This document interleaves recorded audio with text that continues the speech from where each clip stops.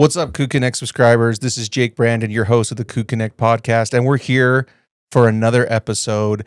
Ask you to, hit the like and subscribe on your way in. Help us support the channel, help support the players. And this evening, we are joined by a very interesting guest, probably someone that a lot of you are not familiar with yet, but there's been a lot of hype and buzz around this player since he got to Provo, and that is obviously the BYU wide receiver, Reggie Frischknecht. Reggie, how you doing, my man? I'm doing good. How are you? Dude, I'm doing well. Let's get to it after the gates. I've heard from reliable sources that you are very fast. Is this true?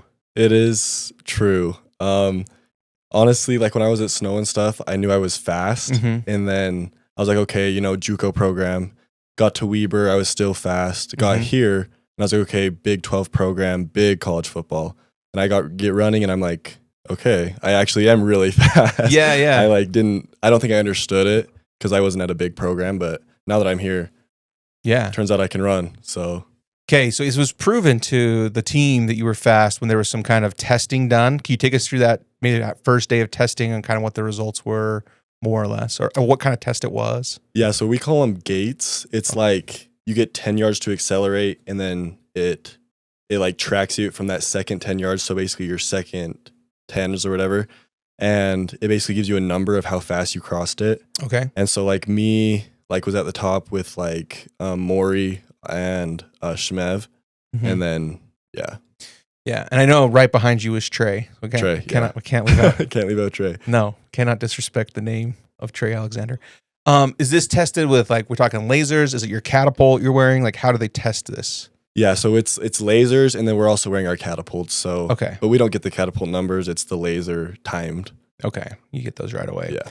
All right, so you come out, you test, obviously super fast, which is great because you guys can't tell on camera, but Reggie's not short, right? He's not a short, twitchy guy. Like, how tall are you, Reggie? What are some of your measurables?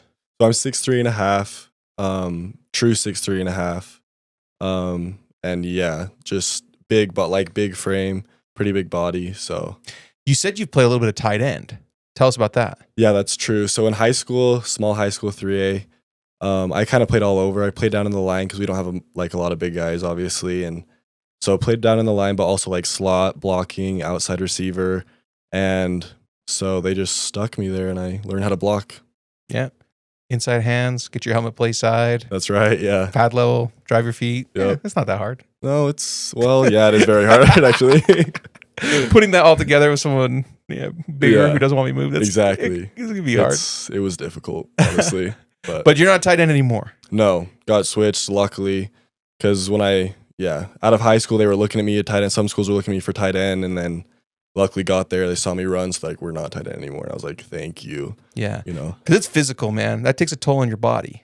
Tight ends, they got to be tough guys. No, definitely. I see our tight ends working every day at practice, and it's like they have to block for 20 yards, and then they have to come right back and run a deep route. And I'm like, luckily, all I have to do is run those deep routes. I don't have to sit there and block all day, Yeah. Carson Ryan's a special guy, man. Oh, definitely. He can block well. He runs well. He's a good hybrid tight end. Yeah. Really. Yeah. That's awesome, man. All right. So now you're at BYU. You said you spent some time at Snow. Let's talk about your time at Snow, because I thought you had some very impressive numbers there. Nearly 800 yards or around 800 yards and 14 touchdowns at Snow. Were they moving you around, or were you playing outside? Were you playing slot? How were they using you there? They used me a lot on the outside. I didn't go a lot into slot. We had a really good slot receiver, and he got a lot of reps at slot, but it was great, man. Snow, people say it's a JUCO program, but I loved it. They produce a ton of top talent every year out of there. Definitely. I think look at where people are coming out of Snow and going to, it's impressive. Yeah, even last year we had, I think, 6 guys go to big D1 programs out of Snow. So produce great athletes. Yeah, that's a great program. And is Coach Erickson still the head coach there? Yeah, he is. Okay, yeah. So I coached with his brother a little bit of Spanish, and okay. Obviously great guys, know a ton about football, and they got a great thing going there. So props to them. Yeah, for sure. So, but you grew up in Manti. So how far from Snow? So I grew up in Ephraim, actually. Oh, sorry. My you're bad. good. Ephraim. Manti High School. Manti High School. Yeah. So my house is legit a block away from campus. That's tight. Yeah. It was super sick. they were like, at first they were like, you have to live in the dorms, and I'm like, I'm pretty sure my house is closer to the campus than the actual dorm. Yeah, yeah. So they like they let it slide, and I was just happy to live at home because home cooked meals, you don't get fed at JUCO, so home cooked meals every night for my mom. Shout out, Mom, if you watch this. Absolutely. But, yeah, so it was great. It really was great. That's cool, dude. And then probably best case scenario for mom and dad too, because obviously they got you at home, but for all the home games, they're right there, right? Like there's no travel really. Like they go right to the games. Yeah, so they went to every home game, obviously, right there. My whole family was, also a bunch of people from the community, just from me growing up in Manti and Ephraim, and people who knew me from basketball, baseball, all the sports that I played. So that, and then actually Snow offers this package deal because we started chartering to games, which is kind of big for a JUCO program. So it's like you can pay a certain amount of money to fly with the team, stay in the same hotel. So they actually came to all away games too. Dang. So it was super sick because they were there to support me everywhere I was. Dude, honestly, dealing with dads and moms and this stuff is honestly some of the most fun stuff because it's like there's so much enjoyment and just so much like fulfillment they get to see you succeed. Whether obviously in football, but also academically and just like growing up and stuff. And it's different than, everyday fans who just like you and support you and things. It's like just different when it's like your mom and dad. Oh, definitely. Cool.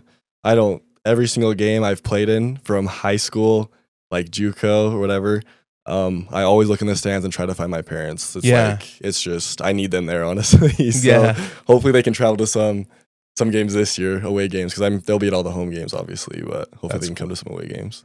Dude, the away games are nice. I got stuff all locked up for Tucson. I don't know if I'm going to be able to make. The other one I really wanted to go to was Lubbock, Texas Tech, but I think I'm going to be traveling for work, and that might make it difficult. Are you going to any away games, Kev? You got any destinations planned? I don't think so. We could drive to Boulder, Kev. We could do it. Maybe we should. How many hours is that? 5.5 in a car? Craig, research this. How fast are you driving? I think it's 7. I think it's 8. Is it 8? Oh, that's a lot. No, we could do it. We'll take the Tesla and we'll supercharge and make it 9 hours. All right. Make it 9.5. All right. Sounds good. Waste a whole day. We'll pay no money in gas, but we'll drive out Friday night. Friday night. Stay halfway. I don't know what is halfway between Boulder and Grand Junction. Grand Junction's classy. A classy place. Right.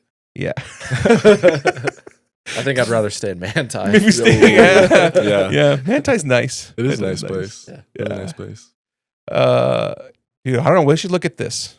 I'm not opposed to traveling out there. East Carolina would be a sick one, but that's like, on their side of the country.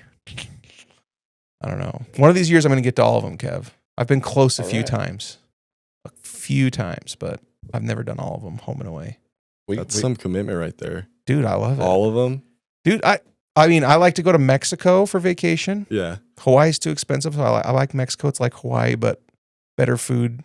Sorry, my Polynesian friends. And on a budget.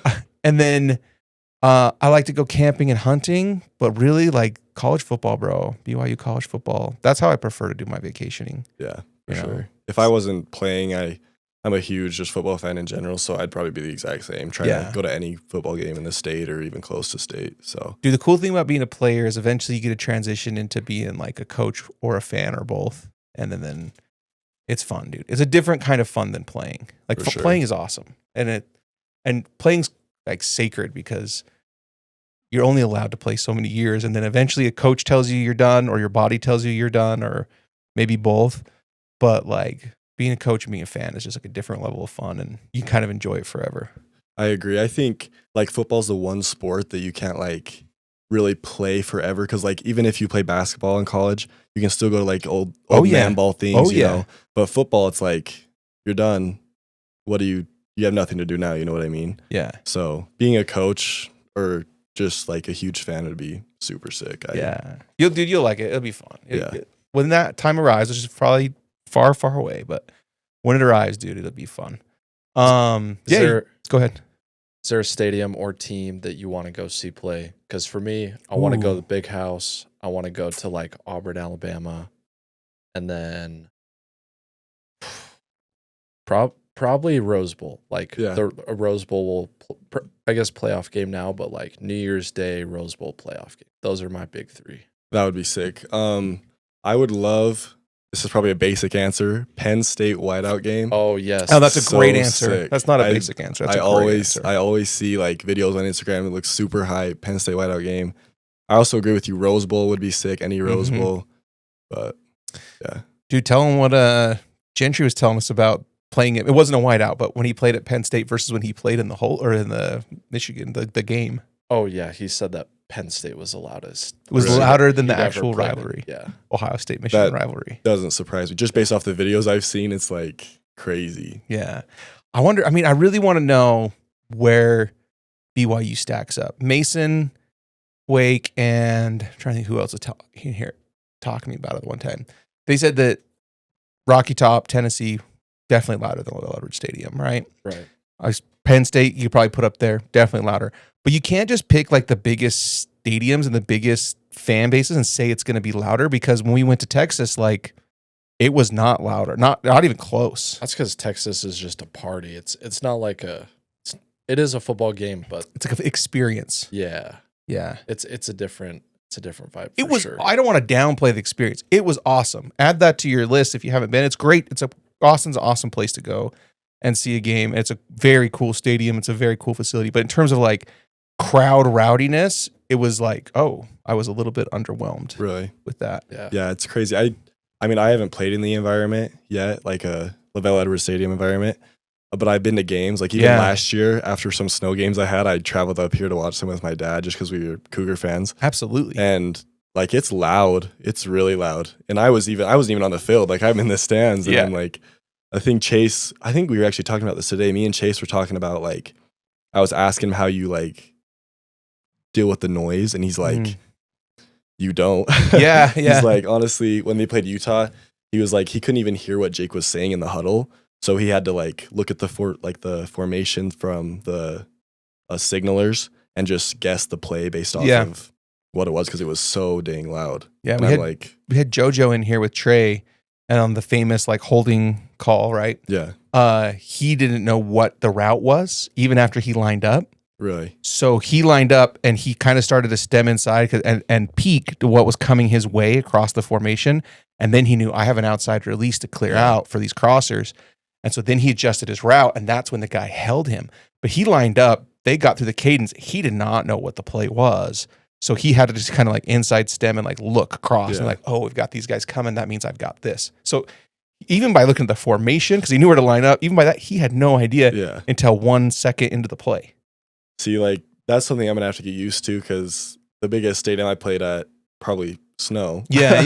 And it's like a high school stadium, so it's just gonna be a big adjustment for me. I'm gonna have to see how it goes, you know. Dude, we'll have to bring you in after one of the first games, because even Portland State will be rocking just because it's home opener. And I mean, honestly, when Wagner came, it was still rocking. It was like 50,000 people. It was partially empty, but there was still noise. We got to get you in after like your first 8:15 night game kickoff. That's fair. That's fair. Because that's like a probably top 10 environment in college football. It's for sure. Yeah, it's just insane. There's nothing. I don't know why 8:15 is a magic number, but BYU is. It is magic, dude.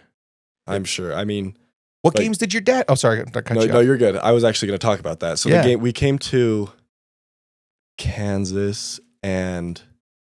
Oh no! Yeah, I know, right? The game I go to. Thanks a lot. Yeah, Reggie. I know, right? Bad luck, I guess. We came to Kansas and Kansas State, maybe? Kansas State was hyped. Yeah.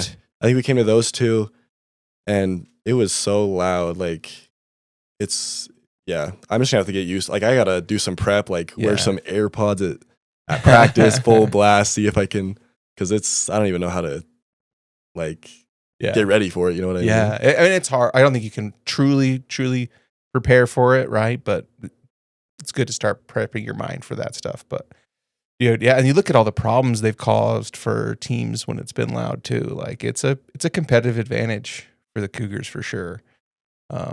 So dude, I don't know. I hope we always are the 8:15 game. I like it.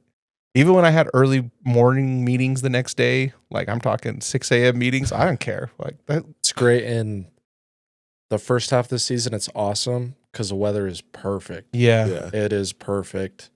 But once you get into November, it's that Houston game last year. Yeah, it can get icy and sloppy. Yeah. Yes. So I actually probably am not going to be a fan of the 8:15 games, honestly, just because I hate waiting around all day. Like just sitting there, like because we're in the hotel room and just sitting there and just waiting and waiting and waiting, and like it's going to be hard for me. It really is. Like, Yeah.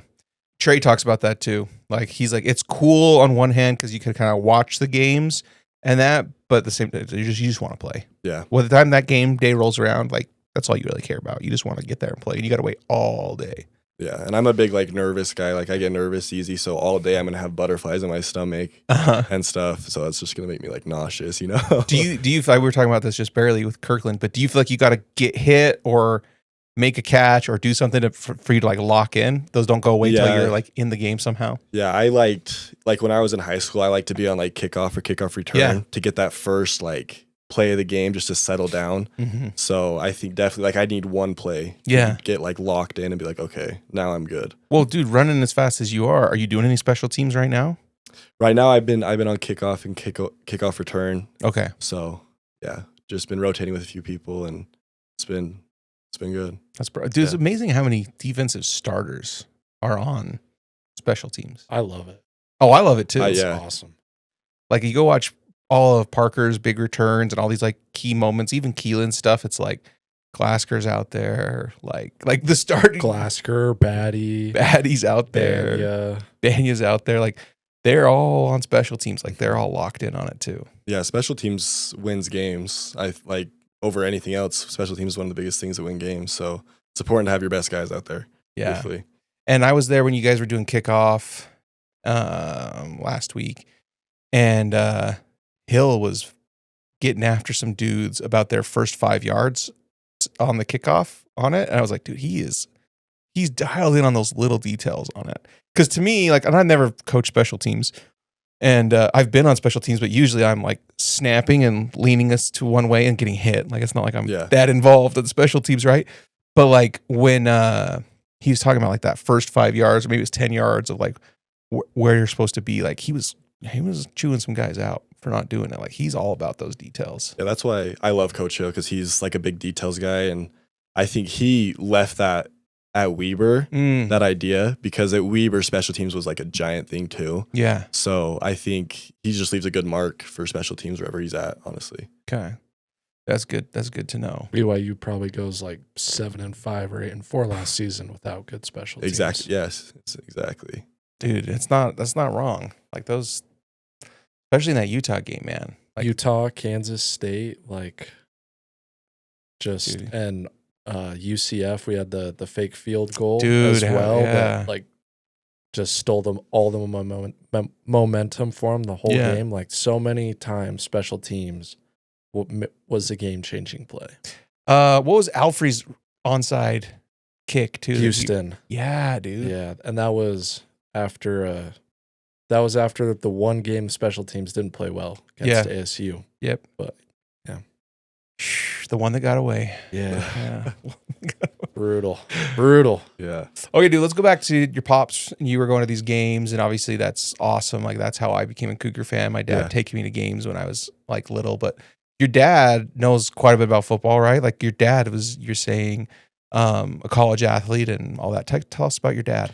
Yeah, so my dad went to the same high school as me, Manti, and then he kind of had the same situation as me. He didn't really have anywhere to go after, and then he got a scholarship to Snow.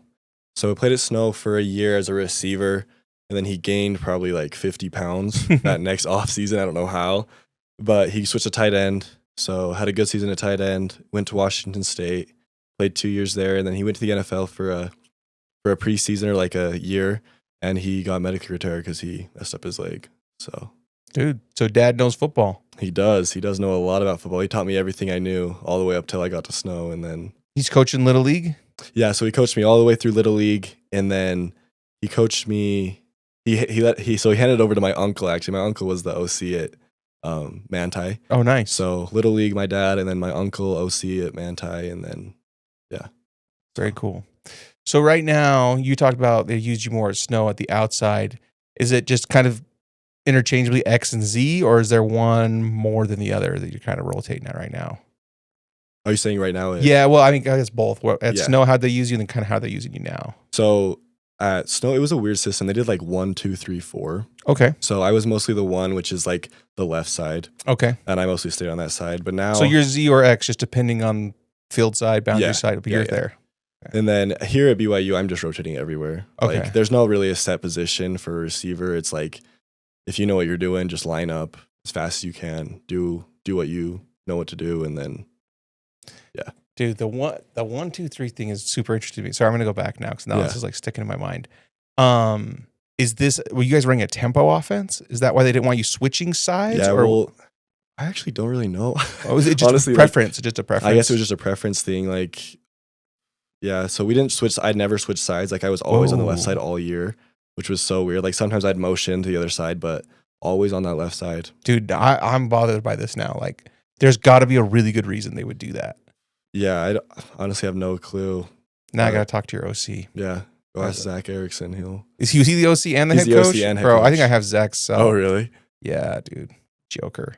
Dude, yeah, because I coached with his brother at Spanish too. Oh, okay. So I'll have to hit him up. Yeah, after and ask him about it because it was. I just remember my dad was always like, after the first few games, he's like, "You're always on the left side," and I'm like, Yeah, "That's where I play." So yeah. Outside of football, what is there to do in Ephraim and Manti? Football. I mean, football, sports. I spent a lot of time in the mountains. Okay. And then working. That's pretty much Where what did- my life consisted around. What's there to do for work in Manti? Are you working on a farm, like in a Yep. factory? What's going on? I worked on a farm. My uncle owns a turkey farm in between Manti and Ephraim, so worked there all summer. That's what I did. Okay. How was that? How was working on the farm? It was great. Me and my cousin, who's actually serving a mission right now, Okay. we worked there we could like make our own hours because there wasn't like a set time that we needed to be anywhere. So it was great playing sports because I could just make my own schedule, and I'd pick up dead turkeys and I'd move hand lines and Nice. just like good old farming, honestly. Yeah. And as we covered before, you have the measurables. Were you a hooper in high school as well? I was, yeah. All right. Have you gotten to play with the guys on BYU yet? I haven't yet. I haven't even hooped a lot since I graduated, honestly. Okay. I kind of gave it up, honestly, but I do love me some basketball. Okay. Yeah. Let's go. Who obviously let's do football and a basketball comp. Who do you play like football? Who do you play like basketball? Ooh, that's a good question. Football. Ooh, good question. I'd say like Cooper Cup. Okay. And then basketball, I like Jokic. I'll say Jokic because I played like a center and I was Okay. more like a disher. So Okay. I'd say Jokic for I basketball. love that. Yeah. Connector. Yeah, We're all about connectors here. Oh, that's awesome, dude. So, and then you're in fall camp right now. Where are we at with install? How's the O looking? What's the inside scoop at wide receiver for fall camp at BYU? It's going really well. Our receiver room is super deep this year. We have a ton of talent. Everyone's fighting for a spot. You know, you have your ones, obviously, like Parker, JoJo, Chase, you know, from last year. And then it's kind of just down the pecking order. And I think everyone's fighting right Yeah. now. And we're looking really good. I think as a whole offense, we're doing a lot of good things. We struggle like at first, you know, some camaraderie and stuff. The defense usually wins first at fall camp, just how it goes. Yeah. But quarterback wise, we have three great Here we go. quarterbacks. Here we Three great go. quarterbacks. That's what you guys tuned in for. Here we go. Three great quarterbacks. I think I'm confident with whoever we roll out there. Honestly, I think all amazing players and all can get the job done. It's going to be more or less who A-Rod picks and who they're most comfortable with because I love all three of them to be quarterback. So, I mean, I've not been to a ton of fall camp, but with what I've been to and seen, everybody's made plays. yeah. Like McKay's made great plays, Bears made great plays, Trayson's made great plays. Like, it's not going to be easy for A-Rod to kind of sort this out. Yeah, like honestly, I have no clue who he's even thinking. Like you said, everyone's making plays. That's the hard thing. It's Yeah. a good problem to have because you have three really great quarterbacks, but it's hard because who do you pick? You know, Right. But- Right. Shoot, man. Well, who would you pick? You go. Hard question. I go with Kirkland, man. After hearing his, Yeah, I'm going with Yeah. Tanavasa. go with Tanuvasa. Yeah. So, yeah. Just Kirkland Yeah. behind him, having push. yeah, exactly. Yeah. Tush push. If, That's- okay. If if a team just said we're going to tush push and try and get 2.5 yards every play, do you think if the Eagles just said we're going to tush push, Dude, it's physical. Your center is going to Yeah. hate his life. That whole line's gonna be. I want as a guard, I'm okay with it because I can just unload on a dude. But as a center, you are literally at the receiving end of not fun. But so because analytically, if you can guarantee 2.5 yards every single play, that's like, what Jason Kelsey was all about, right? yeah. He's like the most successful play in college football or in any football. Well, they adopted the tush push, and he did it for a year or two, and he retired so fast. So It's interesting. I wonder why. It's true. Yeah. I think if we did a wing T with Keanu, Kirkland, and then just put LJ back there, Yeah. we'd win every game. You know. Dude, this is Garrett. We're also talking about Grimes' offense now. All of a sudden, this is we have just regressed to the what did he call it? The scrum package? Is that what he called it? Oh, the scrum. Gosh. I mean, you were a BYU fan. Do you remember the scrum package back when Tonga was in the backfield. yeah, Not really, not honestly. really. No. they would bring in all the defensive players, and then they would just pitch it back to a safety, someone Really? random, Yeah. and then they would just try and get like 2 inches. They bring Kafensis in at quarterback. Right. And then they'd pitch it. Was it Hanneman? Who was back there? It wasn't one of the Hannemans, was it? I don't remember. We'll have to pull it up and watch it. But it was basically what you're saying. Really. Like we've done it. And it worked. Yeah. You We might need to bring it back. Yeah, I mean. you'd have to do it all the time or want to do it all the time. But It worked in a sense, like there were just so many bodies you couldn't really tell where the ball actually ended up, and there's just so much beef moving one way. you just prayed that the ref gave you a good spot. Yeah. They won. They sealed that Boise State win. Trying to think what year that was. 19. Yeah, they sealed that 2019. Saved Kalani's job. Yeah, honestly, that was the extend Kalani shirt game after that, right? Yeah. Beat ranked Boise at home. Mm-hmm. But Kafensis, was it 4th and inches or 4th and 1? And they had to pick up the first to ice it. Dying Lake. Oh, that was who it was, dude. Yeah, That's who it was. Dude, I mean, look, Grimes knows his stuff when it comes to like power run game. I love it. That's football. That's football. We used to do like a package like that at back in my high school. Yeah. We had a big fullback. He actually, like in Little League, he played center because he was so big. And then we'd get one of our linemen and we just do like a kind of like a wing T Mm-hmm. and then just snap it to our running back, lineman, big fullback, get us our yards every time. I mean, Yeah, dude, it's Well, effective. And like speaking about running the football, like receivers play a big part. Like one of my favorite things about watching BYU the last few years is run blocking. Like you guys are, that's a requirement to be a BYU receiver is to get down there.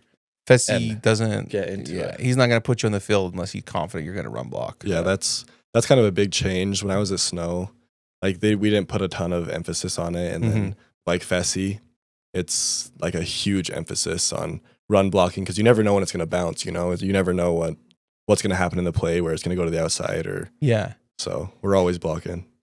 I mean, dude, there's a lot of big runs where you see Chase blocking 20 yards down the field, Absolutely. still staying on his guy, or even Gunner and Puka back in the day, dude. Right. Like Puka, Samson. Physically just punishing dudes down the field It and was all that awesome. stuff. I remember that actually. Yeah. So, all right, Reggie, what else we need to know about you, man? What do you want to tell the fans? What are you excited about for this fall? I'm excited to get started, honestly. Fall camp's been going great. I'm just excited for some games. Yeah. Really. Yeah. Are you the question on everyone's mind, are you faster than Trey Alexander who just walked in and Trey's over here shaking his head, but I am faster than Trey. Trey, that mic works Yeah. if you want camera's right there, Trey, if you want to talk into it. In no way is he faster than me. Like, what makes you think you faster than me? Let's go race right now. We can. I'm gonna beat you right now for sure. We can definitely race. I'm gonna beat him. Reggie not faster than me. Like when you first got on campus and we did the gates or whatever. At first you was cool. You was, you know what I'm saying. You was new, fresh legs. You seen at the end. I mean, I was top 3 on the team. You feel me? So the cornerbacks in general, we the fastest on the team. So When's the last time we did Gates? It's been a while. yeah, like It's been like our last week before Fall camp. fall camp. yeah. Or like maybe a week before the last week or something. It's been a minute. When do you get to look at your catapult data? I mean, That's not real like time. Yeah, That's it's- just your playing speed. Yeah, kinda. pretty much. Yeah, and it's different too, because like he a receiver, so like I'll be running like Yeah. goes. He's kind of more Backpedal. He's yeah. giving you cushion, backpedal, yeah. turn. If I ever got to run full speed in the game, if I don't have the ball in my hands, I'm cooked. Like I'm getting beat. So Yeah. it's It's different, honestly. facts. So I think we gotta talk to Phyllis or the guys. Like, hey, we need some updated some gates. updated. Nah, the we cool on that. The season here now, we only got to run no more. yeah, He say he he doesn't faster, got to he- run anymore. Yeah, if Reggie say he faster, he faster. I promise I don't got to do no more gates. I'm cool on that. Season here, we cool. No, but dude, you guys, we got wide receiver, DB. What's the dynamic here? Like, DB's locking up the wide receivers. Is there a lot of give and take? Both people making plays. I think there's some give and take. Some give and take. Yeah. Nah, it's give and take for sure. Yeah. It is. I mean, it's practice. Like you practice each other every single day. So like, if you're not competing and one side is not winning some reps and the other side is not winning some reps, then I mean we have a problem. Like if Yeah. one side just keep winning. So yeah, it's give and take for sure. Yeah, I think it goes day by day too. Like some days the receivers will have a good day, and then other days the DBs will Just just, lock it all down. You know, Yeah. I think it's just what the offense has called that day, and the defense, you know, it's just up in the air. No, that's normal with good teams, though. Like, Yeah. Yeah. Yeah, for So. sure. Yeah, it's cool. It's cool. I'm gonna talk every day though, regardless. I You mean, have to. That's just me. I be talking every day, no matter what. Even if I'm not practicing, I'm still talking. Yeah. It's just life of a DB. That's true. Yeah.